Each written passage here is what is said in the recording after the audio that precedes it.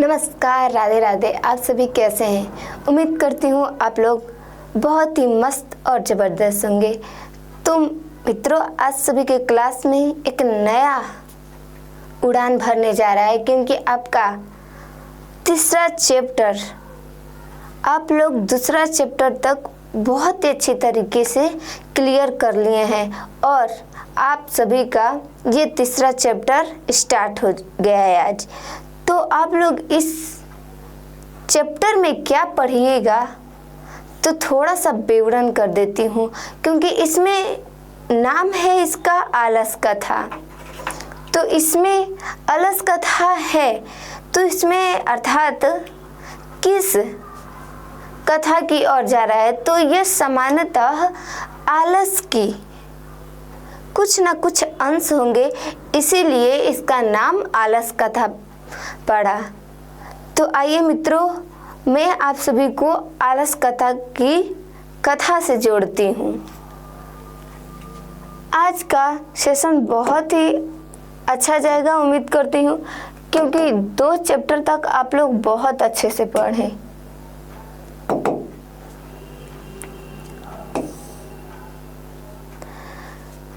यदि आप जीवन में एक अलग पहचान बनाना चाहते हैं, अलग नाम बनाना चाहते हैं, तो मित्रों आप सभी ये कभी मत भूलिएगा कि सोच भले ही नहीं रखो, सोच भले ही नहीं रखो, मगर संस्कार पुराना रखना चाहिए। तो कहते हैं स्वामी विवेकानंद जी कि सोच भले ही नहीं रखो, मगर संस्कार, जो हमारा संस्कार है हमेशा पुराना होना चाहिए, हमेशा पुराना होना चाहिए। तो हमें क्या करना होगा कि हमारा संस्कार पुराना रहना चाहिए।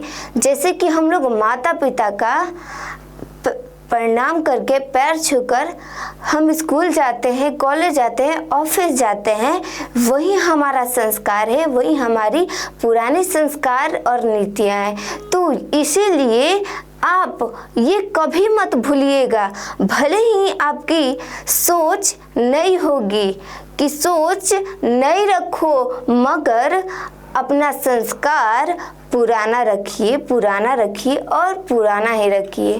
तो आइए आपका ये चैप्टर स्टार्ट करती हूँ, क्योंकि इसमें आपको संस्कार और आलस, जैसे जैसे समय बीतते जा रहे, आपका एक एक क्षण एग्जाम की दृष्टि पर होना चाहिए, क्योंकि ये आपका जीवन का ये रेखित है अंक, जिसे और सारा चीज को आप दोबारा ला सकते हैं, मगर ये क्षण, ये समय आपका दोबारा नहीं आएगा, क्योंकि ये व्यर्थ जीवन जाने के बाद यदि आपके नाम के आगे आपका रिजल्ट का नंबर जुड़ जाता है, तो ये आपका जीवन भर का हो गया, ये आप जीवन में इसे हटा नहीं सकते हैं। तो इसीलिए इस पहला सीढ़ी को बहुत बेहतरीन बनाइएगा। उम्मीद करती हूँ कि आप इस संस्कार के साथ ऐसा पढ़िए कि वो जब हमारे नाम से अंक जुड़े तो माता पिता तथा हमारा नाम गर्व से खिलखिला उठे। जैसे हमारे पुष्प खिलखिलाते हैं, वैसा ही हमारा नाम खिलखिला जाए। तो चलिए हम आज का सेशन स्टार्ट करती हूँ। आपका पहला और दूसरा बहुत अच्छे से क्लियर हो गया होगा चैप्टर। आपका ये चैप्टर आलस कथा है। बाबू कौन सा कथा है? तो ये आलस कथा है। यदि आप इसे अच्छे से पढ़ लेते हैं तो शायद थोड़ा ना थोड़ा आपको आलस से जिलस होने लगेगा। क्या होने लगेगा? जिलस, अर्थात कहने का मतलब कि आप आलस को भूल जाइएगा, आप में जुनून होगा, संघर्ष करने की ताकत बढ़ेगी। तो आइए इसमें क्या कह रहा है? तो बाबू कह रहा है ये आलस कथा क्या है? ये है आपका आलस कथा। आलस कथा, इसमें आलस का विवरण किया गया है क्या कहता है? यह आपका कहता है कि प्रस्तुत पाठ प्रमुख कवि विद्यापति के द्वारा रचित पुरुष परीक्षा में संकलित अलस कथा से प्रकट किया गया है। ये जो पाठ है वो हमारे लेखक विद्यापति के द्वारा रचित पुस्तक है। किनके द्वारा रचित है? तो विद्यापति द्वारा। तो विद्यापति जो है कहाँ से लिया गया है? उनका जो ग्रंथ है पुरुष परीक्षा, उससे ये एक छोटा सा अंश कथा के रूप में है जो आप पढ़ेंगे। पुरुष परीक्षा कथा ग्रंथ में पुरुषों के अलग अलग गुणों को वर्णित किया गया है। जो पुरुष परीक्षार्थ जो कथा ग्रंथ है उसमें ये मान लीजिए कि आपका पुरुष परीक्षार्थ ग्रंथ है।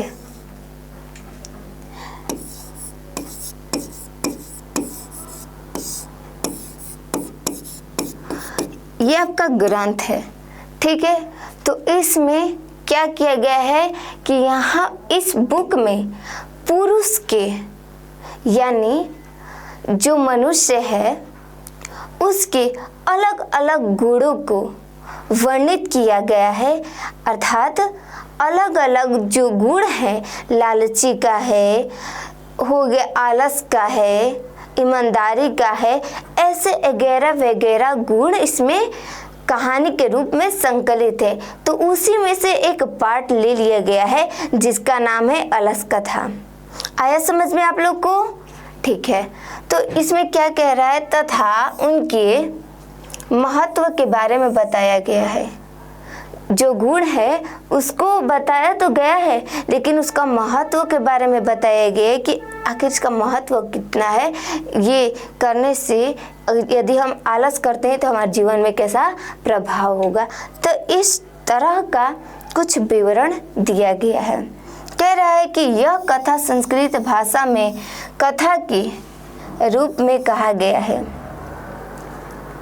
हमारे विद्यापति जी इस कहानी को लिखे तो हैं लेकिन संस्कृत में लिखे हैं, क्योंकि ये संस्कृत के ही कवि हैं। तो ये जो कथा है वो संस्कृत में लिखे हैं। इसको कन्वर्ट किया गया है मेरे द्वारा हिंदी में, आप लोग को आसानी पूर्वक पढ़ने के लिए, क्योंकि आपका ऑब्जेक्टिव और सब्जेक्टिव सामान्यतः हिंदी में क्वेश्चन बिहार बोर्ड पूछता है। तो आपको सरल बनाने के लिए मैंने हिंदी में इसको कन्वर्ट कर दी। तो कह रहा है और दोषों को दूर करने के लिए शिक्षा दी गई है। जो अलस कथा में अलस है उसको उसका महत्व भी बताया और उसे दूर करने के लिए शिक्षा भी दिया गया है। विद्यापति जी अपने समय के लोकप्रिय मैथिली कवि थे। तो ये पूछ रहा है कि विद्यापति अपने समय के लोकप्रिय मिथिला कवि थे। यदि आपको क्वेश्चन में पूछ देगा कि विद्यापति जी मिथिला के कौन से कवि हैं, तो वहाँ पर हो जाएगा कहाँ के हैं, तो मिथिला के कवि हैं। तो विद्यापति जी अपने समय में अनेक संस्कृत ग्रंथों को लिखा है। विद्यापति जी एक जाने माने कवि हैं, संस्कृत के कवि हैं, और वो क्या है, वो बहुत सारे संस्कृत में ग्रंथ है, कथाएं, इस प्रकार की कुछ अच्छी अच्छी नई नई कविताएं लिखे हैं। आपको क्लियर? ठीक है। ये देखिए ये आपका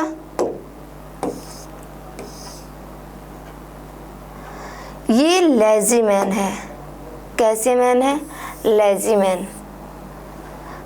बोल इसे समय का थोड़ा भी महत्व नहीं है। जो अपने समय को एक सारणी में तैयार करके उस पर वर्क करता है और वर्क करता है, प्रतिदिन वर्क करता है रोज के रूटीन के हिसाब से, तो वो जीवन में अत्यधिक आगे निकल जाएगा। तो इनका इतना सोना भरा है कि ये खाते खाते सो गए। इनको समय का थोड़ा भी फिक्र नहीं है। तो आप लोग को ऐसा नहीं बनना है, क्योंकि आप लोग का बोर्ड एग्जाम आने वाला है, आपका प्रथम चरण। चलिए आगे क्या कहता है पाठ के आधार पर।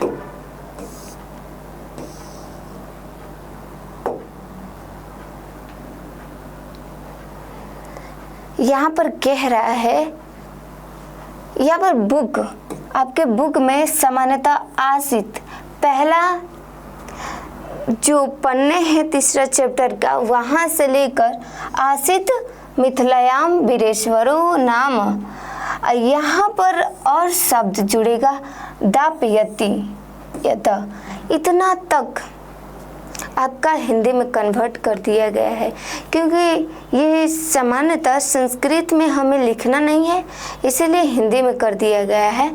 तो कह रहा है कि मिथिला में वीरेश्वर नाम का एक मंत्री था। कहानी की ओर चलते हैं। कहते हैं कि एक वीरेश्वर नाम का मंत्री था। क्या था? एक मंत्री था।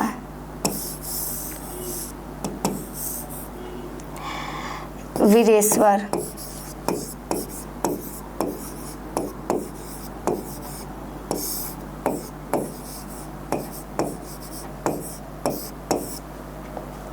ये वीरेश्वर मंत्री क्या करता था?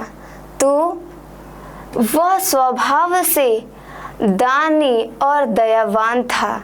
ये जो वीरेश्वर है वो स्वभाव से दानी और दयावान क्या है? तो यदि इसको, ये पुरुष को भूख लगा है तो ये क्या करता था? तो ये इसको दान दे देता था। क्या कर देता था? दान देकर इसे प्रसन्न कर देता था। तो ये बहुत ही दानी था, दयालु था। वह संकटग्रस्तों तथा अनाथ लोगों को प्रतिदिन इच्छा भर भोजन देता था। ये ग्रस्तों तथा अनाथ जो असहाय हैं, अनाथ हैं, उनको मुफ्त का खाना देकर उनका इच्छा को पूर्ति करता था। ये नहीं कि उनको और अधिक भोजन करना है तो ये पूर्णतः रूप से इनको भोजन कराता था।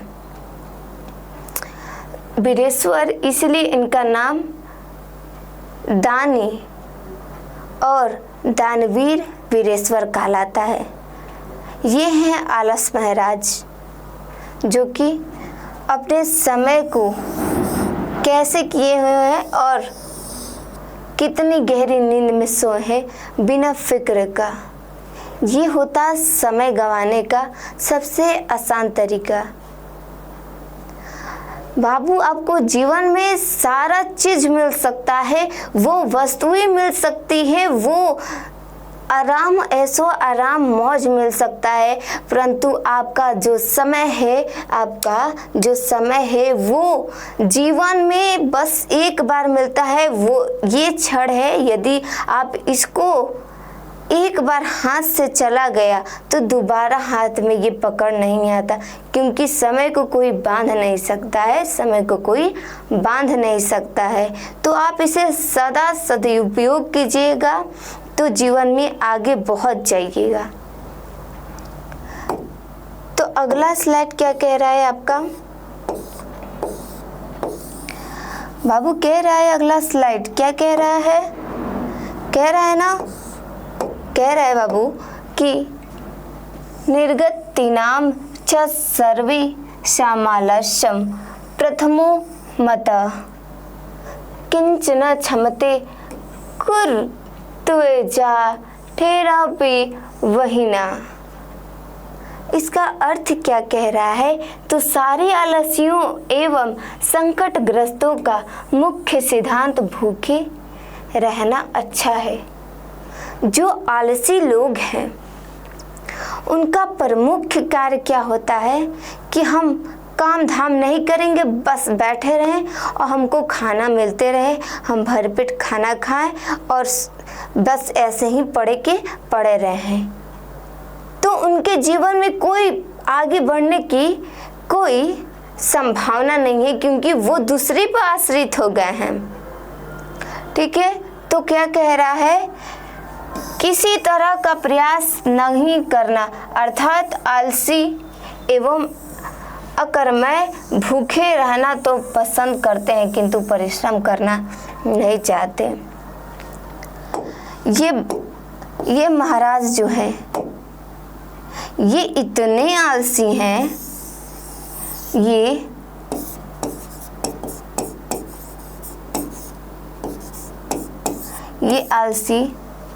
इतने आलसी हैं कि ये बैठे हैं, नहीं मेरे को भोजन आएगा तो मैं ग्रहण करूँगा, नहीं तो नहीं करूँगी। तो नहीं, ऐसा नहीं होना चाहिए, क्योंकि यदि आप दूसरे पर आश्रित होते हैं तो क्या पता दूसरा भी आप पर आश्रित हो।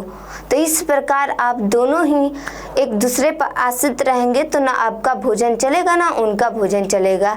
तो ये है आलसी जी जो कि प्रतीक्षा कर रहे हैं भोजन के लिए। तो ऐसा हमें कदाचित जीवन में नहीं लाना चाहिए। यही प्रमुख उद्देश्य था इस लाइन का। अगला क्या कह रहा है, अगला कह रहा है ततोलश पुरुषाणं तत्र इष्टलाभं तृष्णा बहवस्तु नंद परिमिर्जा। कह रहा है इसका अर्थ, तब आलसी लोगों का इच्छित लाभ सुनकर बहुत सारे तोंद बढ़ाने वाला यहाँ जमा हो गए। जब वीरेश्वर नाम का मंत्री ये ऐलान किया कि सभी भूखे और ग्रस्तों को तो भोजन मिलेगा, परंतु जो आलसी लोग हैं उनको भी इच्छा पूरित भोजन मिलेगा। ये सब सुनते ही सारे के सारे आलसी अपने तोंद बढ़ाने के लिए दौड़े चले आते हैं महल की ओर। जो इसका सापेक्ष प्रतीक है ये देखिए कितने अपना बढ़ा लिए हैं खाते खाते। तो वही बोल रहा है कि ये जो मनुष्य है काम वाम नहीं करता है, बस आलसी की तरह खाते रहता है, खाते पीते रहता है, जिससे उसका तोंद फुलाने का एक जरिया मिल गया है। सारे तोंद बढ़ाने वाले यहाँ जमा हो गए। जब सुने कि सारे आलसियों को मिल रहा है, इसीलिए तोंद बढ़ाने के लिए वो यहाँ पर हाजिर हो जाते हैं। अगला स्लाइड कह रहा है बाबू, स्थिति शेक्रे मुल्लाहिं सर्वेशांपि सहन्ते सजातीनां सुखम दृष्ट्वा केन बधान्ति जनत्वा। कह रहा है अर्थ कि सारे सुखों का मूल संगठन है। कौन सा जीव है जो अपनी जाति का सुख देकर न दौड़ता हो, अर्थात सबको ही मुफ्त मिल रहे सुख को देखकर आकृष्ट होता है। ये लाइन कह रहा है आपको, यदि हमारे मार्केट में देखा जाए कहीं 50% का छूट है, कहीं 10% का छूट है, या फिर मुफ्त का बोल दिया जाए कि जाइए आज होटल वाले ने अपना दुकान का जो सामान बनाया था उसको फ्री कर दिया है। यदि एक मनुष्य को कोई भी जाति, चींटी को ही देख लीजिए, यदि चींटी को चीनी जहाँ पर मिला है तो वो पूरा उसका वहाँ पर चींटी जातियों का समूह आ जाता है। वैसे ही यदि वो दुकानदार बोल देगा कि मेरा दुकान का सारा सामान मुफ्त है, लेकर जाइए, यदि एक लोग को भी इस खबर की भनक लग जाए तो पूरा जाति जो समूह होता है वो उस सामान पर टूट पड़ेंगे। आखिर इस समय में कौन छोड़ना चाहता है? तो वही बोल रहा है इस लाइन में कि मुफ्त यदि एक लोगों को मिल रहा है, देखिए इसके वजन से इसके जो वजन है उससे अधिक इसका सामान है। यही तो लालची है, यही तो लालची दिखा रहा है इस बुक में। इस पाठ में दर्शाया गया है कि यही लालची है जो थोड़े से में असंतुष्ट होकर अधिक पाने की चाह में मनुष्य अपने आप को खात्मा करते जाता है। तो ये मनुष्य जो है अपने से अधिक वजन को अपनी ओर ढकेलते जा रहा है कि चल मेरे साथ चल। तो ऐसा नहीं हमें करना है, हमें देखकर सोच समझकर आगे चलना है। अगला कह रहा है आपको,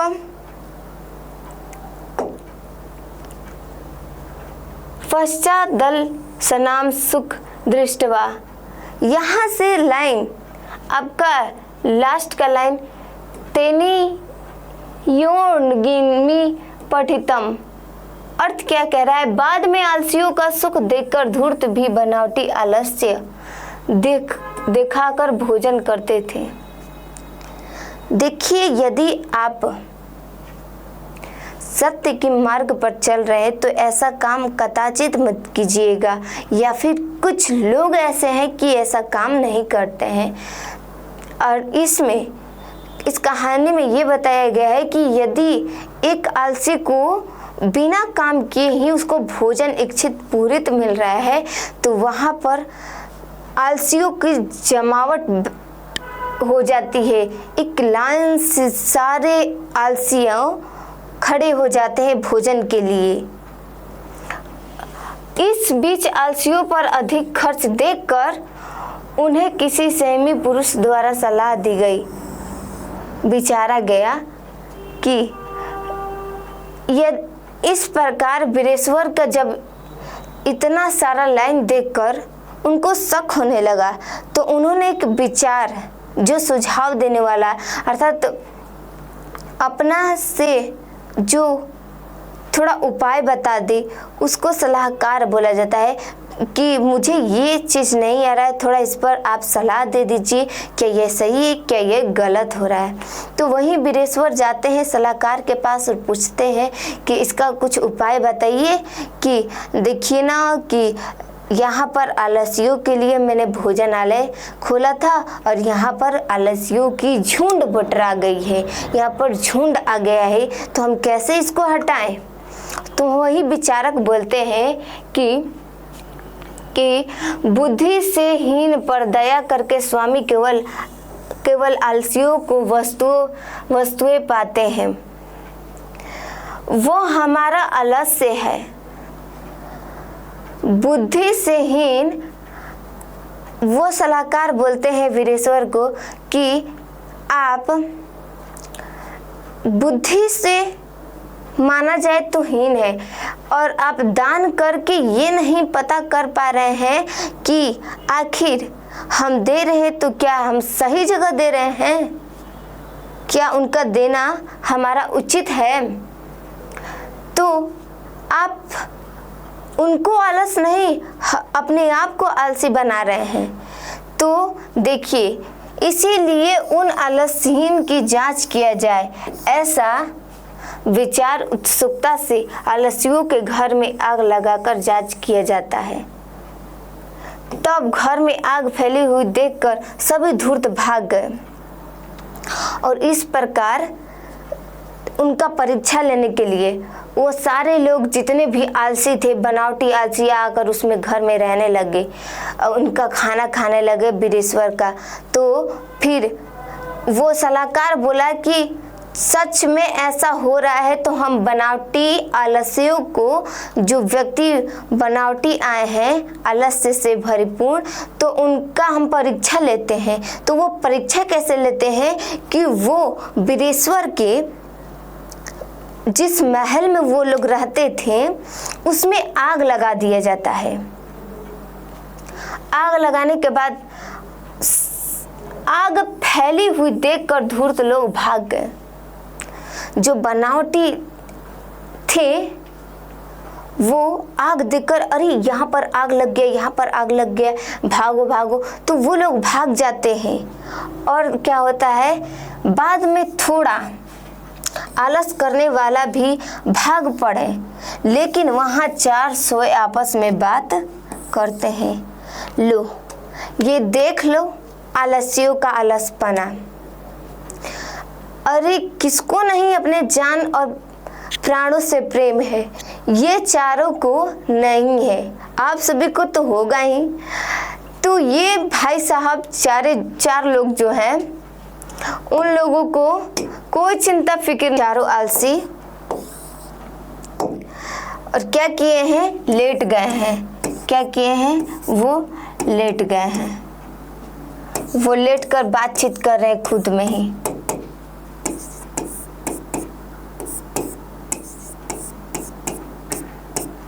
आपस में बात क्या कर रहे हैं कि प्रथम आलसी था तो वो क्या कह रहा है, ये पहला आलसी कह रहा है, अपने मुख से क्या निकलता है, एक ने वस्त्राच्छादित मुख से कहा। क्या कह रहा है, वस्त्राच्छादित, अर्थात अरे यह शोरगुल कैसा, चकित होकर बोल रहा है, अरे यह शोरगुल कैसा, प्रथम ने कहा। और दूसरा क्या कह रहा है, लगता है इस घर में आग लगी हुई है। दूसरा, लगता है इस घर में आग लगी हुई है। क्या लगी हुई है, आग। और तीसरा क्या कह रहा है, तीसरे ने कहा, कोई भी ऐसा धार्मिक व्यक्ति नहीं है जो हमें भींगते हुए कमल से हमें ढक दे। लो इनका सुनो, ये सोए हैं महाराज जी और बोल रहे हैं कि ऐसा कोई व्यक्ति नहीं है जो दयावान हो और मुझे कंबल से ढक दे, भींगे हुए कमल से। तो चौथा आदमी ने क्या कहा, अरे बचाल, अरे बचाल, कितनी बात करते हो, चुप क्यों नहीं रहते। चौथा बोल रहा है कि अरे बचाल, कितना बोलते हो, चुप नहीं रह सकते हो। ऐसा उन लोग का बातचीत आपस का तालमेल चल रहा था। तो इन लोग का बक बक बक बक सुनकर और असली आलसी का पता लगा लिए ये चन्हाक लोग जो सहकाल थे। क्या कह रहा है, तब चारों की आपसी बात सुनकर और उसके ऊपर फैली हुई आग को देखकर नियोगी पुरुष की मृत्यु होने के भय से चारों आलसियों को बालों को खींच खींच कर बाहर निकाला गया। इतना आलसी दिखा रहे हैं कि अपने शरीर को नहीं बचा रहे हैं आग से। तो उन लोग को बातचीत करते हुए और आग से लथपथ हुए पूरा कमरा को सहयोगी पुरुष ने आकर उन लोग को बाल खींच खींच कर लेकर जाते हैं कि चलो, तुम लोग का मालूम चल गया कि तुम लोग सच में तुम लोग आलसी हो। बाल पकड़कर खींचते हुए बाहर निकाला गया। तब उन्हें इस प्रकार देखकर नियोगी द्वारा कहा गया, क्या कह रहे हैं नियोगी जी, ये देखिए आग लग गया है, यही है चारों आलसी लोग। आप लोग अच्छे से इन लोग का ध्यान देख लीजिए। ये है पहला आलसी, ये है दूसरा आलसी, ये है तीसरा आलसी, ये है चौथा। इन लोग आपस में बात कर रहे हैं, लड़ाई झगड़ा कर रहे हैं उसी में, लेकिन बाहर निकलने का नाम नहीं ले रहे हैं। उनके क्या लग गया है, महल में आग लग गया है। फिर भी आप सभी यदि घर में लगता है तो सबसे पहले आप लोग सामान छोड़कर आप लोग अपने शरीर को बचाने में लग जाते हैं और कैसे इससे दूर भागे, ऐसा आप लोग का दिमाग में चलता होगा, क्योंकि आप लोग इंटेलिजेंट है भाई। तो इसीलिए ये लोग आलसी महाराज हैं, तो इन लोग का अलग ही नीतियाँ चलती होगी, अलग ही शेड्यूल बनाए होंगे। तो इन लोग को बाल खींच खींच कर सलाहकार द्वारा निकाला गया। और लास्ट में कहते हैं सलाहकार जी क्या कहते हैं इन भाई साहब के लिए, देखिए कैसे अपने में आलसी किए हुए हैं। तो आप लोग को आलसी नहीं बनना है, क्योंकि बोर्ड का जो प्रेशर है आने से आप खुद को बचाना है, क्योंकि बोर्ड का जब प्रेशर आता है तो आप लोग का दिमाग थोड़ा अशांति हो जाता है। तो ऐसा नहीं, अपने आप को बहुत ही सरल और स्वभाव से शुरू से ही मेहनत करना चाहिए। अभी से आप लग जाइए और अपने टारगेट को लक्षित करते रहिए। एक क्लिप कार्ड पर बनाकर अपने लक्ष्य को हमेशा उस पर कार्य कीजिएगा, ठीक है। तो लास्ट में क्या कहते हैं सलाहकार जी, क्या कहा जा रहा है सलाहकार द्वारा? पतिरेव गति स्थिराणाम बलकान जननी गति नालसन गति किची लुके करुड़ी के बिना।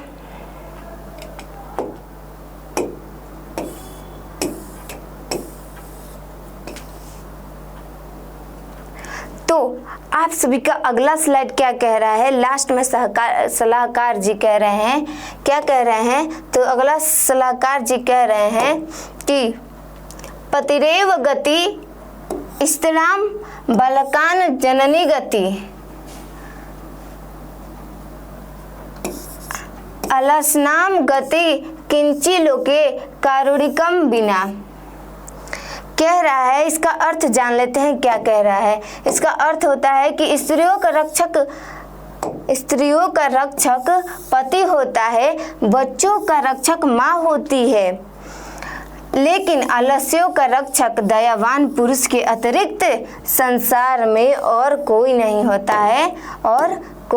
है। तो ये हैं माता जी जो अपने बच्चों की रक्षा करती हैं, अपने बच्चा का ख्याल रखते हैं, उसी प्रकार आलस्यों का जो ख्याल है रखते हैं दयावान पुरुष। तो संसार में उनके अलावा और कोई नहीं है। आज ये चैप्टर भी आपका एंड हो गया है, तो उम्मीद करती हूँ आपको ये चैप्टर बहुत अच्छे से और क्लियर हो गया होगा। तो यदि ये वीडियो अच्छा लगे तो लाइक, कमेंट और शेयर करना ना भूलें। तब तक के लिए best of luck. Radhe Radhe.